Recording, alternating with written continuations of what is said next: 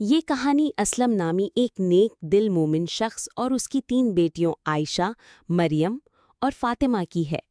اسلم کی بیوی کچھ سال قبل اللہ کو پیاری ہو چکی تھی۔ اس کی تینوں بیٹیاں نہایت خوبصورت تھیں، لیکن سب سے چھوٹی بیٹی فاطمہ اپنی بہنوں میں سب سے زیادہ سمجھدار، خدا ترس اور نیک تھی۔ اسلم اپنی بیٹیوں سے بے پناہ محبت کرتا تھا اور کبھی انہیں ماں کی کمی محسوس نہ ہونے دی۔ وہ ان کی ہر جائز خواہش پوری کرتا اور ان کی حفاظت اللہ کے سپرد کرتا تھا۔ جب اسلم کی بیٹیاں بڑی ہوئیں، وہ اپنے باپ کے لیے خود کھانا بنانے لگیں۔ جب اسلم کام کے سلسلے میں باہر جاتا تو عائشہ، مریم اور فاطمہ اس کے لیے کھانا تیار کر کے ساتھ دیتی۔ اسی گاؤں میں ایک بیوہ عورت نازیہ رہتی تھی، جس کی ایک بیٹی شازیہ تھی۔ نازیہ کی عادت تھی کہ وہ ہر گھر سے کچھ نہ کچھ مانگنے جاتی۔ جب اسلم کی بیٹیاں کھانا بناتی تو نازیہ اکثر اسی وقت آگ مانگنے ان کے گھر آ جاتی۔ فاطمہ کو نازیہ بالکل پسند نہ تھی۔ وہ اپنی بہنوں سے کہتی، یہ عورت ہمارے گھر کیوں آتی ہے؟ یہ نیک نہیں ہے۔ عائشہ اور مریم اسے سمجھاتی، دیکھو یہ بیوہ اور غریب ہے، اگر یہ آگ لے جاتی ہے تو اس میں کیا نقصان؟ فاطمہ اپنی بہنوں کی بات سن کر خاموش ہو جاتی، لیکن کہتی، دیکھ لینا، یہ عورت ایک دن ہمارے لیے مصیبت کھڑی کرے گی۔ یہ سلسلہ جاری رہا۔ نازیہ روز آگ مانگنے آتی اور موقع پا کر اسلم کے کھانے میں راکھ ملا دیتی۔ اسلم نے جب کھانے میں خرابی محسوس کی تو اس نے سوچا کہ اس کی چھوٹی بیٹیاں کھانا بناتی ہیں، شاید ان سے کوئی غلطی ہو جاتی ہے۔ وہ اپنی بیٹیوں سے بہت محبت کرتا تھا اور یہ سمجھ نہ سکا کہ کوئی اور اس کا کھانا خراب کر رہا ہے۔ ایک دن اسلم نے فیصلہ کیا کہ وہ اپنی بیٹیوں پر نظر رکھے گا کہ آخر اس کا کھانا کیوں خراب ہو رہا ہے۔ جب بیٹیاں کھانا بنا رہی تھیں، اسلم چھپ کر انہیں دیکھنے لگا۔ عائشہ صاف پانی سے چاول دھو رہی تھی، مریم سالن بنا رہی تھی اور فاطمہ برتن صاف کر رہی تھی جن میں کھانا رکھنا تھا۔ کھانا تیار ہوا اور اس میں کوئی خرابی نہ تھی۔ اسلم پریشان تھا، لیکن پھر اس نے دیکھا کہ نازیہ آگ مانگنے آئی اور فاطمہ اس سے بحث کر رہی تھی۔ عائشہ اور مریم فاطمہ کو سمجھا رہی تھی کہ نازیہ کو آگ لینے دو۔ نازیہ نے نگاہ بچا کر اسلم کے کھانے میں راکھ ملا دی اور سارا کھانا خراب کر دیا۔ یہ دیکھ کر اسلم کو بہت غصہ آیا۔ اگلے دن اسلم نے نازیہ کو گھر بلایا اور غصے میں پوچھا، تمہاری ہمت کیسے ہوئی میرا کھانا خراب کرنے کی؟ نازیہ ناطقہ بند ہو گئی اور چالاکی سے کہنے لگی، اے اسلم، میں تو یہ دیکھ رہی تھی کہ تم اپنی بیٹیوں سے سچی محبت کرتے ہو یا نہیں، کھانا خراب ہونے پر تم انہیں ڈانٹتے ہو یا نہیں، لیکن تم تو بہت نیک انسان ہو، تم نے میری چوری فوراً پکڑ لی۔ اب مجھے یقین ہو گیا ہے کہ تم اپنی بیٹیوں سے بہت محبت کرتے ہو، آئندہ ایسا نہیں ہوگا۔ اسلم نازیہ کی باتوں اور اس کی خوبصورتی سے متاثر ہوا اور اللہ سے ڈرے بغیر اس سے شادی کر لی، بغیر اپنی بیٹیوں سے مشورہ کیے۔ شادی کے کچھ دن بعد نازیہ نے اسلم کی تینوں بیٹیوں سے سخت نفرت شروع کر دی۔ وہ چاہتی تھی کہ یہ بیٹیوں گھر سے نکل جائیں تاکہ وہ اور اس کی بیٹی شازیہ عیش کی زندگی گزار سکیں۔ اس نے انہیں گھر سے نکالنے کے لیے طرح طرح کے منصوبے بنانے شروع کیے۔ وہ جانتی تھی کہ اسلم اپنی بیٹیوں سے بہت محبت کرتا ہے اور انہیں ذرا بھی دکھی نہیں دیکھ سکتا۔ شازیہ ہمیشہ قیمتی کپڑے پہن کر گھومتی، جبکہ نازیہ نے اسلم کی بیٹیوں کو گھر کا سارا کام کرنے پر مجبور کر دیا۔ وہ انہیں پیٹ بھر کھانا نہ دیتی اور ان کی دیگر ضروریات بھی کم کر دیں۔ عائشہ، مریم اور فاطمہ ہر وقت دکھی رہنے لگیں۔ ایک دن عائشہ اور مریم رو رہی تھیں۔ فاطمہ ان کے پاس آئی اور بولی، پیاری بہنوں، آؤ ہم کہیں باہر چلیں تاکہ ہمارا دل بہل جائے۔ تینوں بہنیں گھر سے نکل گئیں اور چلتے چلتے ایک جنگل میں جا پہنچی۔ وہاں ایک گھنے درخت کے نیچے بیٹھ کر وہ اپنی ماں کو یاد کر کے رو رو کر دعائیں مانگنے لگی۔ فاطمہ زمین پر بیٹھی رو رہی تھی اور کہہ رہی تھی، اے میرے اللہ، ہم مظلوم لڑکیاں ہیں اور بہت دکھی ہیں، تو دیکھ رہا ہے نا کہ ہماری سوتیلی ماں ہم پر کتنا ظلم کرتی ہے، ہم کئی دنوں سے بھوکے ہیں۔ اسی وقت ایک اللہ والے بزرگ بابا صوفی وہاں سے گزرے۔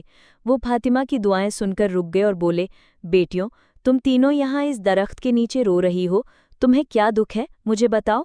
فاطمہ نے روتے ہوئے بابا صوفی کو ساری داستان سنا دی۔ ان کی بات سن کر بابا صوفی کو بہت دکھ ہوا۔ وہ بولے، بیٹی، جہاں سے کچھ دوری پر میری جھوپڑی ہے جہاں میں اللہ کی عبادت کرتا ہوں۔ میری جھوپڑی کے باہر ایک انار کا درخت ہے جس پر پکے ہوئے انار لگے ہیں، تم جاؤ اور اس سے جتنے مرضی انار توڑ کر کھاؤ۔ تینوں بہنیں خوشی خوشی جھوپڑی کے پاس پہنچی۔ انہوں نے دیکھا کہ درخت پر رسیلے انار لگے ہیں۔ انہوں نے ایک ایک انار توڑا اور مزے سے کھانے لگیں۔ جب ان کا پیٹ بھر گیا تو انہوں نے بابا صوفی کا شکریہ ادا کیا اور اللہ کی حمد کی، پھر گھر واپس آ گئیں۔ اس کے بعد جب نازیہ انہیں کھانا نہ دیتی، وہ جنگل جاتی اور انار کھا کر پیٹ بھر لیتی۔ انہوں نے نازیہ کا دیا کھانا بالکل چھوڑ دیا۔ نازیہ نے دیکھا کہ اسلم کی بیٹیوں کے چہروں پر عجیب سی چمک ہے۔ وہ نہ بیمار پڑتی اور نہ ہی ان کی خوبصورتی کم ہوتی، بلکہ وہ مزید خوبصورت ہو رہی تھیں، جبکہ اس کی اپنی بیٹی شازیہ، جسے وہ اچھا کھانا دیتی، ان کے سامنے بدصورت لگتی۔ نازیہ نے شازیہ سے کہا کہ وہ ان کا پیچھا کرے اور پتہ لگائے کہ وہ کیا کھاتی ہیں۔ جب تینوں بہنیں انار کھا رہی تھیں، فاطمہ نے شازیہ کو دیکھ لیا۔ اس نے اپنی بہنوں سے کہا، یہ لڑکی ہمارا پیچھا کر رہی ہے، میں اسے بھگاتی ہوں، ورنہ یہ اپنی ماں کو سب بتا دے گی اور ہمارے لیے مصیبت بنے گی۔ لیکن عائشہ اور مریم نے فاطمہ کو ڈانٹا اور کہا، یہ بے قصور ہے، ہماری سوتیلی ماں ظلم کرتی ہے، اس لڑکی کا کیا قصور؟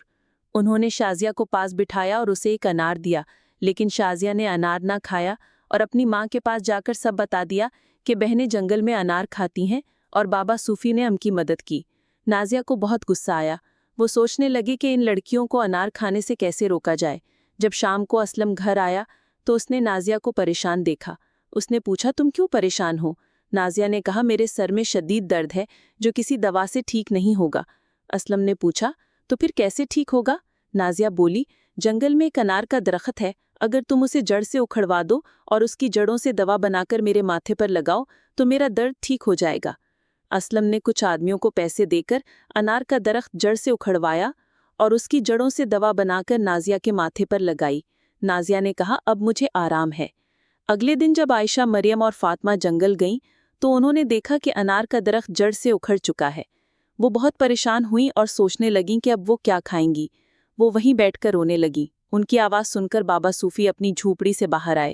انہوں نے تسلی دی اور کہا، بیٹیوں، رو مت، اللہ تمہیں اس سے بہتر دے گا۔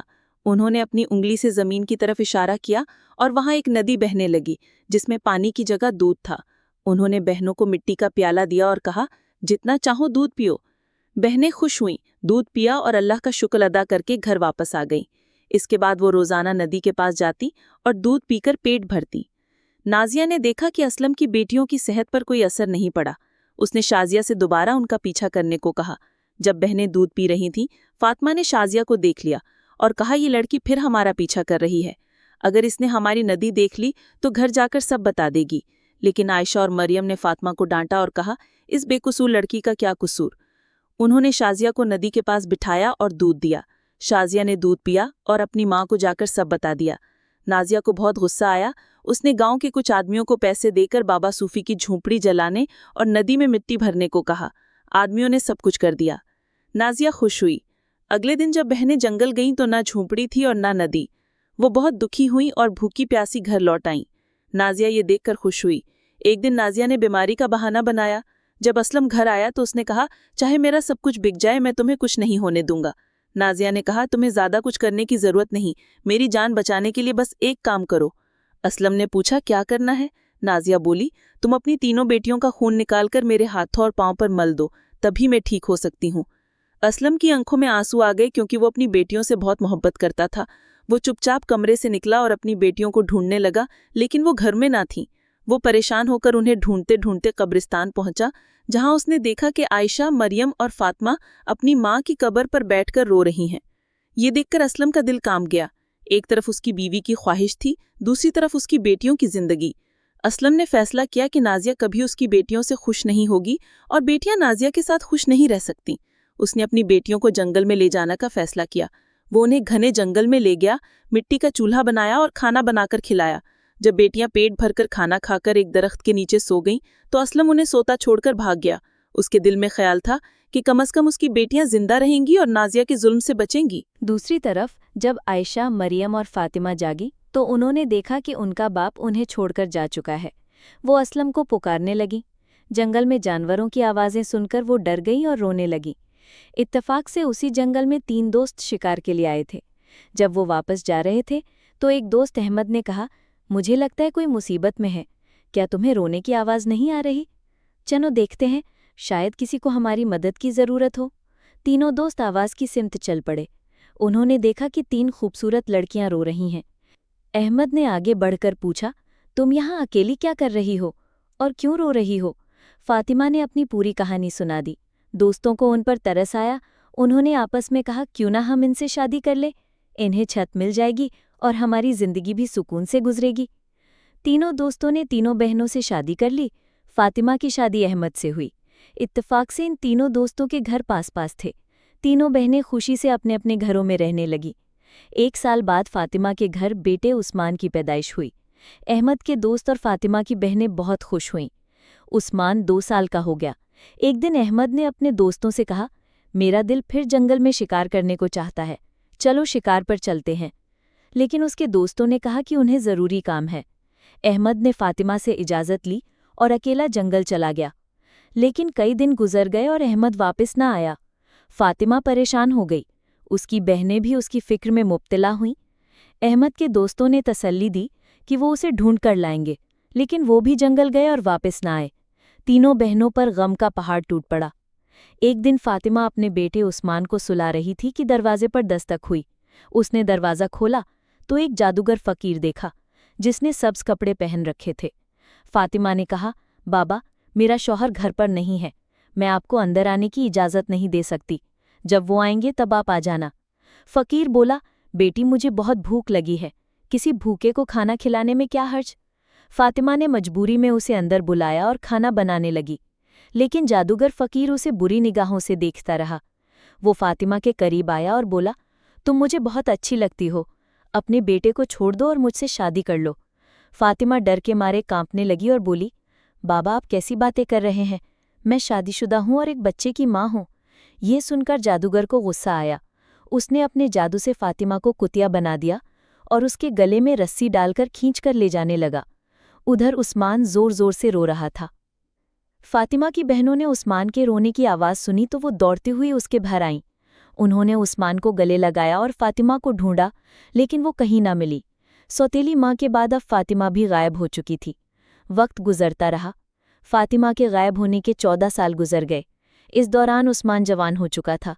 आयशा और मरियम ने उसे पाला। एक दिन उन्होंने उस्मान को उसकी माँ की सारी सच्चाई बताई। उस्मान परेशान हो गया और बोला, खालाओं, मैं अपनी माँ बाप और तायाओं को ढूंढने जाऊंगा। खालाओं ने समझाया, बेटा, जो होना था वो हो चुका। हमारे शौहर भी जंगल गए और वापस ना आए। अगर तुम भी चले गए तो हम किसके सहारे जिएंगी। लेकिन उस्मान ने कहा, खालाओं, फिक्र ना करें, मैं सबको ढूंढ कर लाऊंगा। उस्मान जंगल की तरफ निकल पड़ा। कई दिनों तक वो इधर उधर भटकता रहा, लेकिन उसे कुछ समझ ना आया कि माँ बाप को कहाँ ढूंढे। आखिरकार वो एक पथरीले इलाके में पहुंचा, जहां पत्थर की इमारतें और एक खूबसूरत पत्थर का घर था। वो उसे देख रहा था कि बाबा सूफी बाहर आए और बोले, बेटा, तुम यहाँ नए लगते हो, इस खतरनाक इलाके में आने की क्या ज़रूरत थी। उस्मान ने कहा, बाबा जी, मैं अपनी माँ फातिमा, बाप अहमद और तायाओं को ढूंढने आया हूँ। मेरी माँ को एक जादूगर ने कुतिया बनाकर ले गया था। बाबा सूफी बोले, बेटा, ये इलाका एक ताकतवर जादूगर का है। जो इससे पंगा लेता है वो उसे पत्थर बना देता है। ये पत्थर जो तुम देख रहे हो, ये कभी इंसान थे। कुछ साल पहले एक नौजवान आया, फिर उसके पीछे 2 और आए। जादूगर ने उन्हें पत्थर और दरख्त बना दिया। उसने एक नेक लड़की को 12 साल से कैद कर रखा है और उससे शादी करना चाहता है, लेकिन वो मानती नहीं। उस्मान ने सोचा कि ये लड़की यकीनन उसकी माँ फातिमा है। उसने बाबा सूफी को अपनी कहानी सुनाई और मदद मांगी।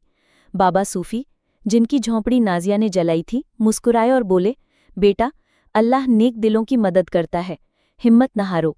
उन्होंने उस्मान से वादा किया कि वो उसकी मदद करेंगे। बाबा सूफी ने गांव वालों को बताया कि उस्मान उनका पोता है। जब जादूगर को शक हुआ तो वो बाबा सूफी के पास आया और पूछा, ये कौन है। उन्होंने कहा, ये मेरा पोता है। इस तरह उस्मान की जादूगर से मुलाकात हुई।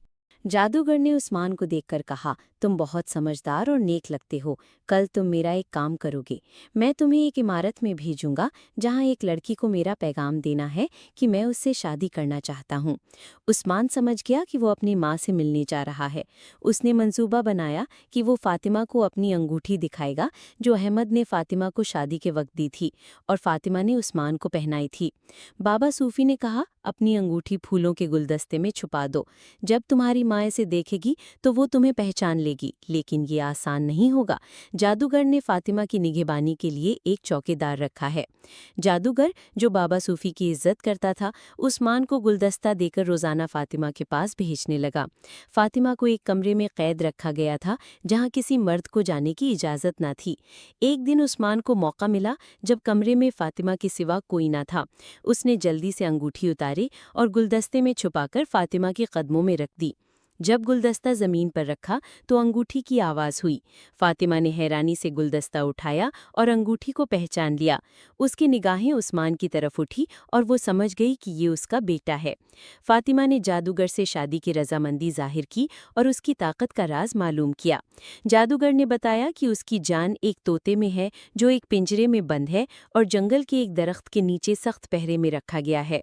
फातिमा ने ये राज उस्मान को बताया, लेकिन उसे खतरे से बचाने के लिए जाने से मना किया। उस्मान ने यकीन दिलाया कि वो कामयाब होकर लौटेगा। कई दिनों की मेहनत के बाद वो जंगल में पहुंचा, तोते को पिंजरे से निकाला और जादूगर की इमारत तक ले आया। जादूगर ने तोते की वापसी की भीख मांगी। उस्मान ने चालाकी से सब कैदियों को आज़ाद कराया, फिर तोते के पर खींचे, जिससे जादूगर की ताकत खत्म हो गई। आखिर में उसने तोते की गर्दन मरोड़ दी और जादूगर मर गया। उस्मान ने अपनी माँ फातिमा, बाप अहमद और दीगर कैदियों को आज़ाद कराया। सब बाबा सूफी के पास गए और उनका शुक्रिया अदा किया।